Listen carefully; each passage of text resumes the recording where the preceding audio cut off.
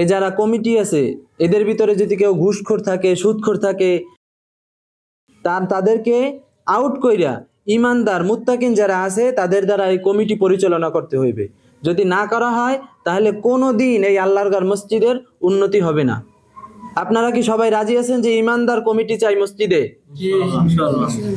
আখিরি দাওয়ানা আলহামদুলিল্লাহি রাব্বিল আলামিন। আসসালামু আলাইকুম ওয়া রাহমাতুল্লাহ। আসসালামু আলাইকুম। আরে বাদ দেন আম্মের সালাম টালাম।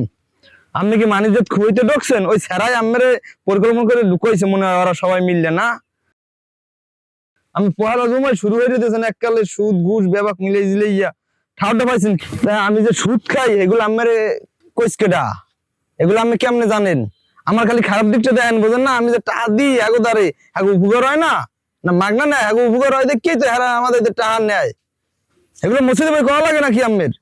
আগামী জুমায় দেবেন যে সুদ ঘুষের কোনো কথা হইবে না। আমি কথা কইবেন যাইয়া আমি কি কইবেন যে আপনি মানে মসজিদে আয় ফজরের কালে মুসল্লি আনে 2 জন হেয়া আহ্বান দিয়ে মুসল্লি ভরি লাইবেন মসজিদ।